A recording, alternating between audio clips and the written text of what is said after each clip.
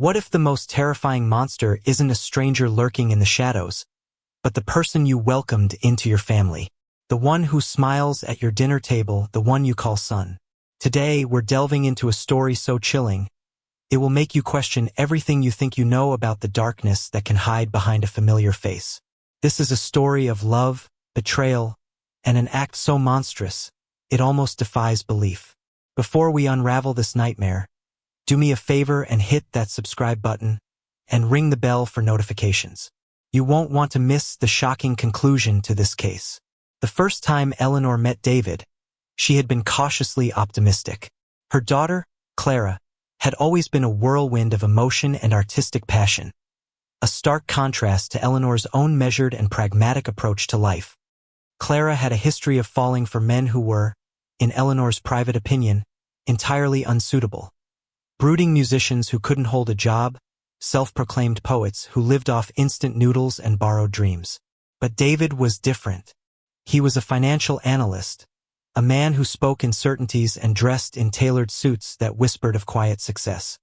He was handsome in a clean-cut, reliable way, with a firm handshake and a smile that seemed to reach his eyes. When he spoke to Eleanor, he looked her directly in the face, his gaze unwavering. He called her ma'am initially, then Eleanor at her insistence, but never with the casual disrespect of Clara's previous partners. He brought a bottle of expensive Merlot to their first dinner and complimented her coq au vin with an almost professional appreciation. "Clara told me you were a phenomenal cook, Eleanor," he'd said, dabbing his lips with a linen napkin. "But she undersold you. This is restaurant quality." Eleanor had felt a warmth spread through her chest. It wasn't just the compliment. It was the acknowledgement, the sense that this man saw and appreciated the effort she put into her world. For the first time in a long time, she allowed herself to believe that Clara had finally found a safe harbor. The wedding was a tasteful affair at a vineyard in late spring. Clara, who had once sworn she would never be a conventional bride, looked radiant in a simple, elegant gown. David stood at the altar, his eyes fixed on her, and the love in his gaze seemed so genuine, so palpable, that it quelled the last of Eleanor's lingering doubts. He was stable. He was successful. He adored her daughter. It was everything a mother could wish for. In the first few years of their marriage, the illusion of perfection held strong. They bought a beautiful two-story house in a quiet, tree-lined suburb, the kind of place where neighbors waved from their manicured lawns. David's career continued its upward trajectory, while Clara, with David's encouragement, converted the upstairs guest room into an art studio. Her paintings, once dark and chaotic, began to fill with light and color. She was happy, and her happiness was a balm to Eleanor's soul. Eleanor visited them every Sunday for dinner. It became a ritual. She would arrive in the late afternoon, bringing a homemade dessert, and David would be in the kitchen, a crisp apron tied around his waist, preparing a meal that was always ambitious and flawlessly executed. He had a passion for gourmet cooking, a hobby he pursued with the same meticulous precision he applied to his financial spreadsheets. He would talk her through the steps, the sous vide technique for the steak, the delicate balance of saffron and white wine in the risotto. Clara would sit at the kitchen island, sipping a glass of Chardonnay, laughing and occasionally stealing a kiss from her husband.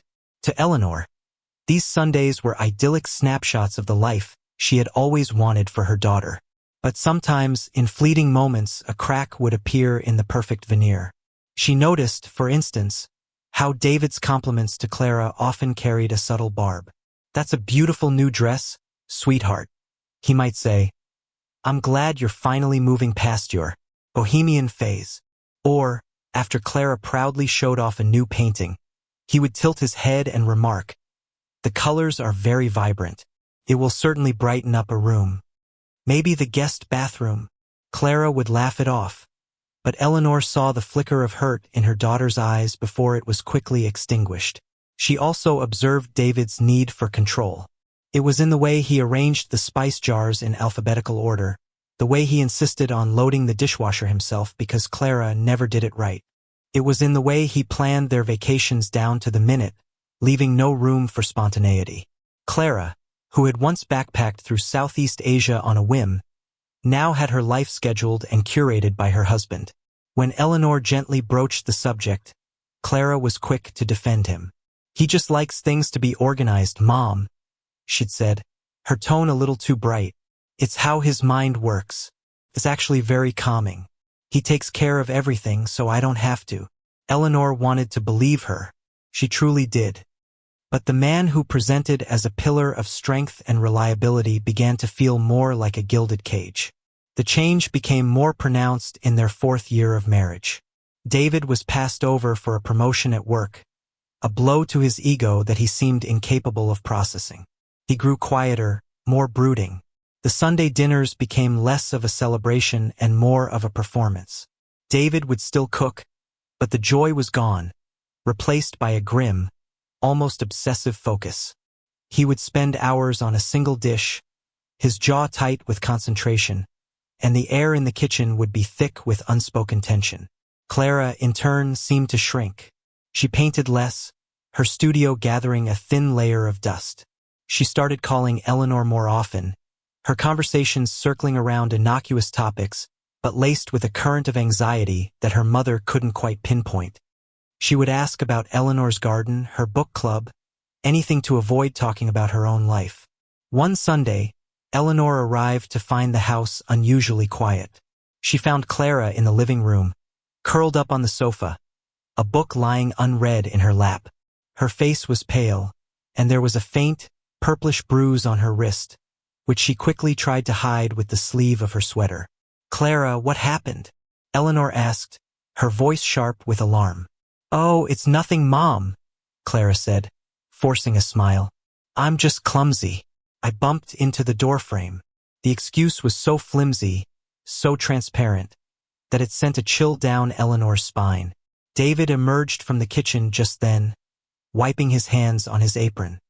His smile was as charming as ever, but his eyes were cold. "Everything all right, ladies?" he asked. "Just fine, darling," Clara said, her voice trembling slightly. "Mom and I were just catching up." David's gaze lingered on Clara for a moment too long before he turned to Eleanor. "Dinner is almost ready," he said. "I'm trying a new recipe tonight, duck confit with a cherry reduction sauce. It's been aging for weeks. It's going to be perfect." The word perfect hung in the air, heavy and menacing. That night, the food was exquisite, as always, but Eleanor could barely taste it. Every bite felt like a lie. The perfect house, the perfect husband, the perfect life-ite was all a fragile, meticulously constructed illusion, and she was terrified of what lay beneath. The calls from Clara became less frequent in the weeks that followed. When Eleanor did manage to get her on the phone, her daughter sounded distant, her voice flat and devoid of its usual warmth. She always had an excuse for why they couldn't see each other. David was working late. She wasn't feeling well. They were busy with a home renovation project. Eleanor's anxiety grew into a gnawing fear. She drove by their house one afternoon, a desperate need to see her daughter overriding her fear of David's displeasure. She found Clara in the front yard, listlessly weeding a flower bed. Her movements were slow, mechanical. She looked thinner, and the vibrant light that had always danced in her eyes had been replaced by a dull, haunted emptiness. "Clara," Eleanor said, getting out of the car. "We need to talk." Clara flinched, her eyes darting towards the house as if expecting David to appear at any moment. "Not now, Mom. It's not a good time." "When is a good time, Clara? You won't answer my calls. You look exhausted. I'm worried about you." "I'm fine," she whispered, her gaze fixed on the ground. "Please just go. You'll only make things worse." The words were a slap in the face. "Make things worse? What does that even mean?" Eleanor pressed, her voice rising. "Is he hurting you?" Tears welled in Clara's eyes. She shook her head, a gesture of frantic denial that confirmed Eleanor's worst fears. "You don't understand," she choked out. He gets so angry sometimes. But he always apologizes. He says he's just under a lot of stress. He says he loves me. That's not love, Clara. That's control. You need to leave him." A look of pure terror crossed Clara's face. "I can't," she said, her voice barely audible. He told me. He told me he would never let me go. Before Eleanor could respond, the front door opened. David stood there, silhouetted against the dim light of the hallway. He didn't raise his voice. He didn't have to. The menace in his stillness was more frightening than any shout. "Clara, sweetheart," he said, his voice smooth as silk. "Our guest is leaving. Come inside. You'll catch a chill." Clara flinched as if struck. She gave Eleanor one last, desperate look that pleaded for help and begged for forgiveness before she turned and walked woodenly back into the house. The door clicked shut behind her, a sound of finality that echoed in the silent, sun-drenched street. Eleanor stood by her car for a long time, her heart pounding with a mixture of rage and helplessness. She had seen the truth in her daughter's eyes. The perfect life was a prison, and the perfect son-in-law was the warden. She drove home in a daze, her mind racing. She had to do something. She had to get her daughter out. She spent the next few days trying to come up with a plan. She contacted a domestic violence shelter, gathering information and resources. She called a lawyer to understand Clara's rights. She was building her arsenal, preparing for a battle to save her daughter. She left Clara a voicemail, her voice low and urgent. "Don't call me back from the house phone," she said. "Buy a burner phone. I have a plan. We can get you out. I love you." She waited for a call that never came. A week went by, then two. Her messages went unanswered. Her calls to Clara's cell phone went straight to voicemail. She called the house line, and David would answer, his voice dripping with false concern. Clara was under the weather. Clara was on a silent retreat to focus on her art. Clara was visiting an old college friend out of state. The excuses were becoming more and more elaborate, and more unbelievable. Finally, after nearly a month of agonizing silence, her phone rang. It was David. His voice was different this time. It was heavy, laden with a sorrow that sounded almost genuine. "Eleanor," he said, and then he paused, taking a shaky breath. "There's no easy way to say this. It's Clara." Eleanor's blood ran cold. "What about Clara? Is she okay?" "She's gone, Eleanor," he said, his voice breaking. "She left me. She packed a bag and she just disappeared. There was a note. Said she needed space, that she couldn't do this anymore. I've been a mess. I didn't know who else to call." The story was plausible. It was exactly what Eleanor had been hoping for, what she had been trying to orchestrate. But something was wrong. The timing was too convenient, and the sound of David's grief, which should have been a relief, felt chillingly hollow. It sounded like another performance. "I'm coming over," Eleanor said, her voice steely. "No, please," he said quickly. "The house is a wreck. I'm a wreck. I need some time. But I was thinking, maybe you could come for dinner this Sunday? Like old times. I know it's a lot to ask, but I can't stand the thought of being alone in this house. And it would mean a lot to me to have some family here. I'm making your favorite, beef bourguignon." The invitation was so bizarre, so grotesquely inappropriate under the circumstances, that Eleanor was momentarily stunned into silence. Dinner? He wanted to have a cozy Sunday dinner when her daughter was missing? And yet, a cold, calculating thought cut through her grief and confusion. If she wanted to find out what really happened to Clara, she had to play along. She had to get inside that house. She had to look for clues, for anything that might tell her where her daughter had gone. "Okay, David," she said, her voice a carefully constructed mask of sympathy. "I'll be there. What time?" 6 o'clock, he said, a note of genuine relief in his voice that made her skin crawl. "Thank you, Eleanor. It means the world to me." As she hung up the phone, Eleanor felt a profound sense of dread settle over her. She was going to walk back into that perfect house, sit at that perfect table, and share a meal with the man she was now certain was a monster. She just didn't know yet the true depth of his depravity, or that the meal he was planning was not an act of comfort, but the final, horrific act of a masterpiece of evil. The Sunday air was warm and heavy, thick with the scent of freshly cut grass and the distant, cheerful shrieks of neighborhood children. It was a day that felt grotesquely normal, a stark, sunny contrast to the storm of dread brewing inside Eleanor.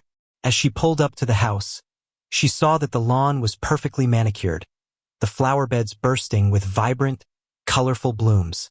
It looked like a picture postcard of suburban bliss, a silent, screaming testament to the lies it concealed. She took a deep breath before getting out of the car, schooling her features into a mask of maternal concern. She had a role to play. Grieving mother-in-law, sympathetic ally. It was the only way she would get past the front door. David answered on the first knock. He looked disheveled, but in a way that felt studied, theatrical. His hair was slightly mussed, his eyes were red-rimmed, and he wore a soft, comfortable-looking sweater instead of his usual crisp button-down. He looked like a man performing the part of a heartbroken husband. "Eleanor," he said, his voice thick with emotion. He pulled her into an awkward, stiff hug. "Thank you so much for coming. I don't know what I would have done this week without knowing you'd be here." "Of course, David," Eleanor said, gently extricating herself from his embrace. "We have to be there for each other." She stepped inside, and the first thing that hit her was the smell. It was rich and savory, a complex aroma of red wine, herbs, and slow-cooked meat that filled the entire house. It was the familiar, comforting scent of his Sunday cooking, but today it turned her stomach. In the corner of the entryway, she saw a suitcase, Clara's favorite vintage leather one. It was meant to be a prop, a piece of evidence to support his story of her departure. "The beef bourguignon smells wonderful," she managed to say, her voice betraying none of the revulsion she felt. David led her into the kitchen. "I've been working on it for 2 days," he said, a flicker of his old culinary pride cutting through his feigned grief. "The secret is to let the beef marinate in the wine for a full 24 hours. It makes all the difference." The kitchen was, as always, immaculate. The stainless steel surfaces gleamed. The copper pots hanging from their rack were polished to a mirror shine. There was no sign of a struggle, no hint of the violence that Eleanor was now certain had taken place within these walls. There was only a large Dutch oven simmering on the stove, releasing fragrant clouds of steam. "Can I get you a glass of wine?" David asked, already reaching for a bottle of Cabernet. "That would be lovely," Eleanor replied. She needed it. As he busied himself with the wine, Eleanor let her eyes scan the room. She was looking for something, anything out of place. A scuff mark on the floor, a chipped glass, a hint of Clara's presence or absence. But David's control was absolute. Everything was exactly as it should be. It was unervingly perfect. They sat at the kitchen island, the simmering pot a third presence between them. David began to talk, his monologue a carefully crafted narrative of a loving husband blindsided by his wife's sudden departure. He showed her the note, left on the pillow of their perfectly made bed. The handwriting was a near-perfect mimicry of Clara's looping cursive, but the tone was all wrong. It was stilted, formal, devoid of the passion and emotion that defined her daughter. "I need to find myself," it read. "Don't try to find me." It was a cliché, a line from a bad movie, and Eleanor knew, with a certainty that chilled her to the bone, that Clara had never written it. "I just don't understand," David said, shaking his head and staring into his wine glass. "I thought we were happy. I gave her everything she ever wanted." "You gave her a cage," Eleanor thought, her fingers tightening around the stem of her own glass. Outwardly, she just nodded, making sympathetic noises. "Sometimes people just need a change, David. I'm sure she'll be in touch when she's ready." "Do you think so?" he asked, looking up at her, his eyes wide and pleading. It was a masterful performance. He was casting himself as the victim, seeking her absolution, making her a co-conspirator in his fiction. "I do," she lied. While David was distracted, lost in his own narrative, Eleanor's mind was racing. She needed an excuse to look around the house. "David, would you mind if I used the restroom?" she asked. "The upstairs one, if that's all right. I feel a bit overwhelmed. I'd like a moment." "Of course, Eleanor," he said, his face a mask of concern. "Take all the time you need." She walked out of the kitchen, her heart hammering against her ribs. She didn't go to the guest bathroom. Instead, she went straight to Clara's art studio. She pushed open the door and her breath caught in her throat. The room, once a vibrant, chaotic hub of creativity, had been sterilized. The easel was bare. The canvases that had been stacked against the wall were gone. The jars of brushes were clean and neatly arranged. The familiar, beloved smell of turpentine and oil paint had been replaced by the sharp, acrid scent of bleach. Eleanor ran her hand along the hardwood floor, felt slick, unnaturally clean. Her eyes fell on a small, dark stain near the baseboard, almost hidden in the shadows beneath a workbench. A stain that all the bleach in the world couldn't quite erase. She felt a wave of nausea so powerful she had to grip the doorframe to keep from falling. She forced herself to move on, to go to the master bedroom. It was as tidy and impersonal as a hotel room. Clara's clothes were gone from the closet. Her jewelry box was empty. Her favorite books were missing from the nightstand. The erasure was too complete, too systematic.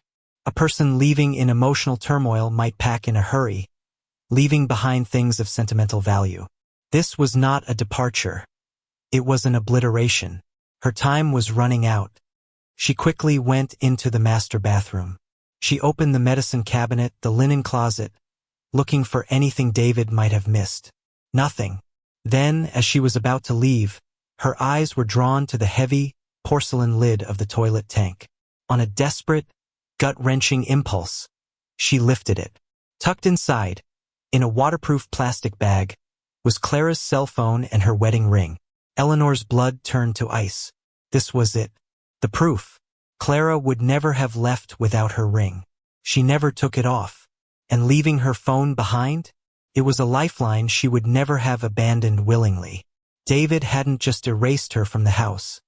He had tried to erase her from the world.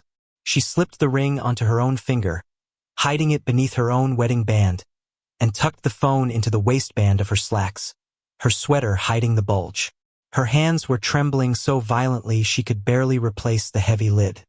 She took a few deep, ragged breaths, trying to regain her composure, and flushed the toilet to cover her tracks. She had to get out. She had to get to the police. When she returned to the kitchen, David was standing by the stove, stirring the pot. He looked up and smiled, a tight, unnerving expression. "Feeling better?" he asked. "A little," she said, her voice strained. That room, her studio, it's so empty." David's smile faltered for a fraction of a second. "I know," he said, recovering quickly. "I couldn't bear to look at her things. I packed them all up, put them in storage. I thought it would be less painful that way." Another lie, so plausible, so perfectly designed to disarm. "Dinner's ready," he announced, changing the subject. He ladled the rich, dark stew into 2 large, pristine white bowls. The meat was tender, falling apart at the touch of the ladle. He garnished it with fresh parsley and brought the bowls to the dining room table, which was already set with their best china and silver. Eleanor felt her stomach clench. The thought of eating was repulsive, but she knew she couldn't refuse. It would arouse his suspicion. She had to maintain the charade until she could safely walk out the front door. She sat down at the table, the scent of the stew now overwhelmingly cloying. David sat opposite her, beaming with pride. "I do hope you enjoy it, Eleanor," he said. "I made it just for you. A special meal, for a special occasion." "A special occasion?" she asked, her voice barely a whisper. "A new beginning," he said, his eyes gleaming with a strange, fervent light. "For us, with Clara gone, we're the only family we have left. We have to stick together." The statement was so monstrously perverse that Eleanor felt a jolt of pure, undiluted hatred. He wasn't just a murderer. He was a psychopath, living in a twisted reality he had constructed all for himself. He raised his wine glass. "To Clara," he said, "wherever she is." Eleanor's hand shook as she raised her own glass. She couldn't bring herself to repeat the toast. She took a small sip of wine, the liquid turning to acid in her throat. "Eat," he urged, gesturing to her bowl with his fork. Don't let it get cold. With a trembling hand, Eleanor picked up her own fork. She looked down at the bowl. The meat was dark, succulent, bathed in a glossy wine-red sauce. It looked, by all accounts, delicious, a masterpiece of culinary art. But Eleanor's mind was replaying the image of the bleached clean studio, the dark stain on the floor. She thought of the meticulous, obsessive way David approached his cooking, his butchery, his precise knife skills. He took a large bite, chewing with relish. Perfection, he murmured, closing his eyes in gustatory bliss. The meat is so tender. It just melts in your mouth, doesn't it? Eleanor stared at the piece of meat on her own fork. Her blood ran cold as a sudden, horrifying realization crashed down upon her with the force of a physical blow.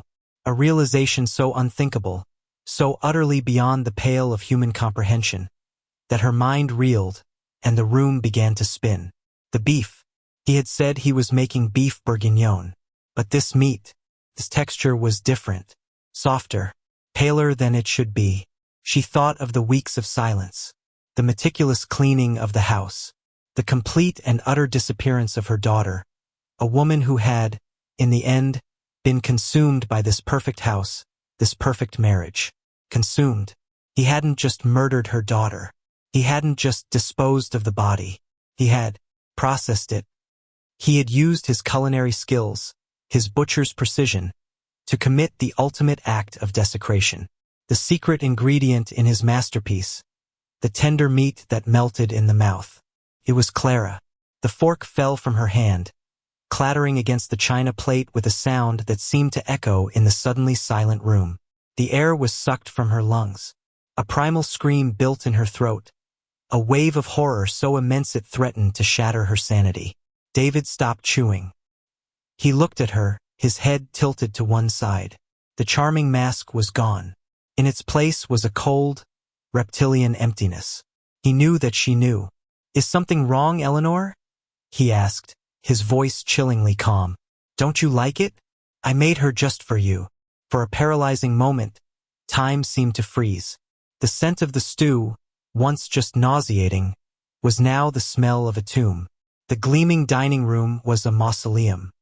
And the man sitting across from her was not her son-in-law, but a creature from the darkest recesses of a nightmare. The scream that had been building in Eleanor's throat died, strangled by a terror so profound it stole her breath.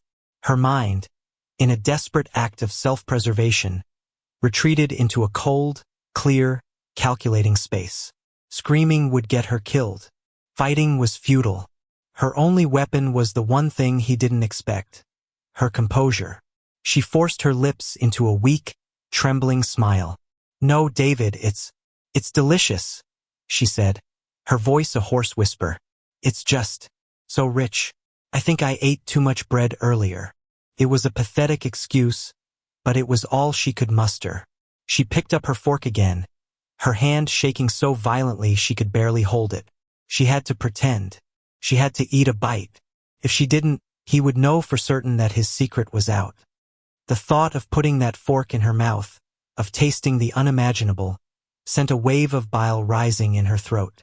But the image of Clara's empty eyes, the memory of her last, desperate look, gave her a strength she didn't know she possessed.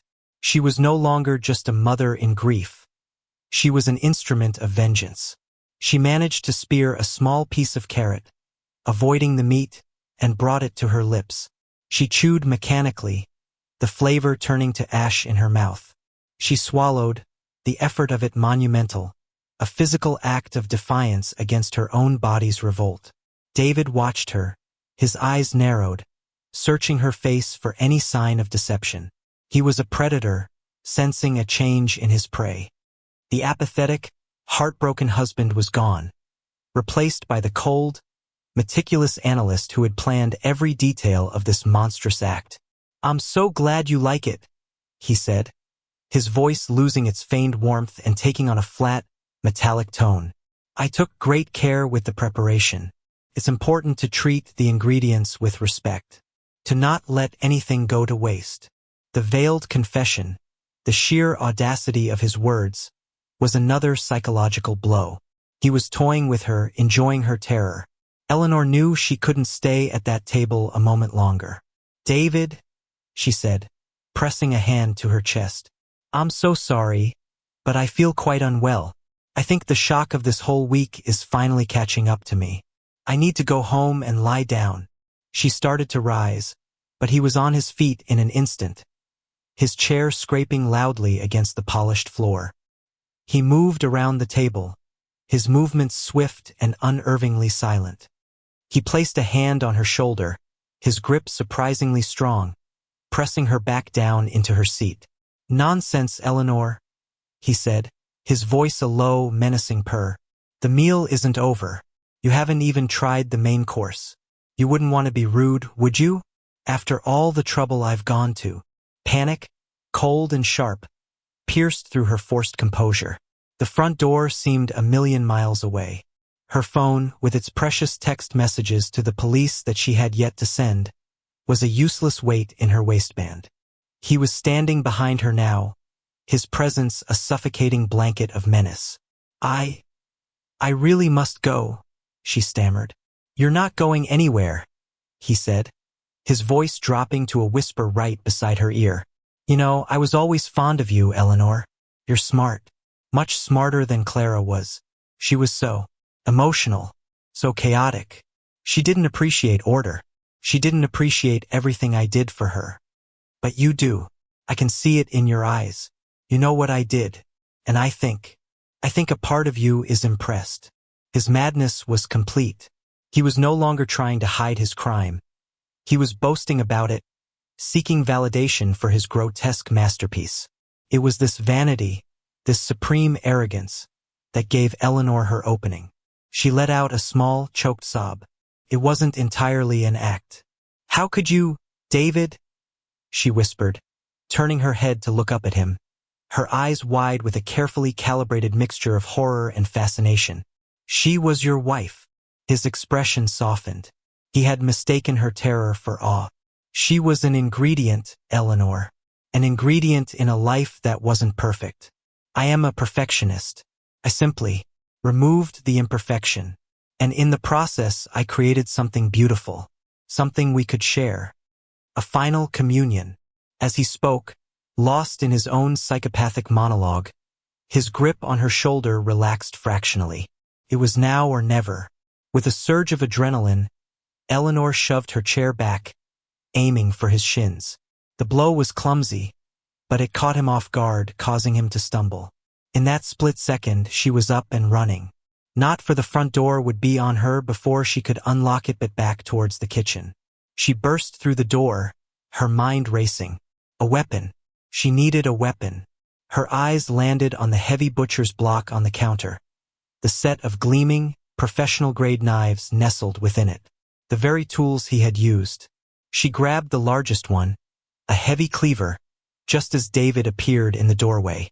The mask of civility was gone completely now. His face was contorted into a mask of pure rage. "You ungrateful bitch," he snarled. "I made you a feast." He lunged for her, but Eleanor, fueled by a mother's primal fury, did not retreat. She swung the heavy cleaver in a wide, desperate arc. He was faster, more agile, and he dodged it easily, but it checked his advance. They stood there, circling each other in the pristine, gleaming kitchen, the abattoir where her daughter's life had ended. "You think that little knife can stop me?" he sneered, grabbing a long, sharp carving knife from the block. "I am a master in this room." He was right. She was no match for him in a physical confrontation. But she didn't need to win a fight. She just needed to create a distraction. Her eyes darted around the room and landed on the large pot of stew, still bubbling gently on the stovetop. As he lunged again, she didn't swing the cleaver at him. Instead, she turned and swung it with all her might against the handle of the cast-iron pot. The heavy cleaver connected with a deafening clang, and the pot, knocked off balance, tipped over. A tidal wave of boiling, greasy, horrific stew cascaded across the stovetop and onto the floor, directly in David's path. He cried out in pain and shock as the searing liquid splashed onto his legs and feet. He slipped on the slick, meaty sauce, his arms flailing, and crashed heavily to the floor. Eleanor didn't hesitate. She dropped the cleaver and ran. She scrambled past him as he writhed on the floor, his face a mask of agony and rage, and sprinted for the front door. Her fingers fumbled with the deadbolt, her hands slick with sweat. The lock clicked open, and she burst out into the cool night air, gasping for breath, the sounds of his pained roars echoing behind her. She didn't stop running until she reached her car. She tore it open, threw herself inside, and locked the doors. Her hands shook so badly she could barely fit the key in the ignition. As the engine roared to life, she saw the front door of the house fly open. David stood there, silhouetted in the doorway, his clothes drenched, his body steaming. He took a few limping steps towards her before letting out a final, frustrated scream into the night. Eleanor slammed the car into drive and sped away, not daring to look back. She drove for several blocks before pulling over, her body convulsing with violent, racking sobs. After the first wave of shock and grief passed, she reached into her waistband, her fingers closing around the cool, smooth surface of Clara's phone. The police were at the house in under 10 minutes. They found David in the kitchen, trying to calmly clean the horrific mess from the floor, a large, angry burn covering his leg. He reverted to his charming victim persona, claiming his unstable mother-in-law had suffered a psychotic break, attacked him, and fled. He had an answer for everything, but he couldn't explain the cell phone and the wedding ring, now in police possession. He couldn't explain the faint, but unmistakable trace of human blood that a forensics team, prompted by Eleanor's testimony, found deep in the grout between the tiles of the art studio floor. The final, irrefutable proof, however, came from the stew. The police had collected samples from the pot, from the floor, and, in a grim and heartbreaking task, from the partially eaten bowl on the dining room table. The lab results were conclusive. The DNA of the meat in the beef bourguignon was a perfect match for Clara. The trial was a media sensation, a circus of macabre fascination. David, ever the performer, played the part of the wrongly accused, grieving husband to the very end. But Eleanor's testimony was unshakable. Her calm, detailed account of that final, horrific dinner, delivered with a chilling, stoic grief, captivated and horrified the jury. Presented with the DNA evidence and the story of a mother who had unknowingly sat down to a meal made from her own child, they took less than an hour to return a verdict. Guilty. On all counts. Eleanor attended every day of the trial, a silent, stony-faced sentinel in the front row. She was there when the judge sentenced David to life in prison without the possibility of parole. She watched as they led him away, his perfect, handsome face finally crumbling into a mask of impotent rage. There was no victory in it, no sense of closure. There was only a vast, hollow emptiness where her daughter used to be. Months later, Eleanor sold her house, unable to bear the memories it held. She moved to a small cottage by the sea, a place where the constant, rhythmic crash of the waves offered a kind of solace. She planted a garden filled with Clara's favorite flowers: wild roses, lavender, and sunflowers. She never cooked again. The scent of roasting meat, the sizzle of onions in a pan, were sounds and smells she could no longer endure. The kitchen, once her sanctuary, had become a place of horror. Sometimes, in the dead of night, she would wake from a recurring nightmare where she was seated at that dining room table, David smiling across from her, urging her to take just one more bite. One cool autumn afternoon, she walked along the beach, Clara's wedding ring now on a chain around her neck. She stopped and looked out at the endless gray expanse of the ocean.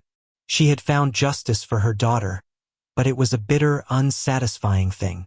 Could not bring her back. It could not erase the final, monstrous image of what had been done. All she could do was remember the daughter she had loved, the vibrant, passionate artist, not the final, horrific ingredient. She had survived the monster, and now, her only task was to survive the memory of him, a memory that would forever be seasoned with the bitter taste of his Last Supper.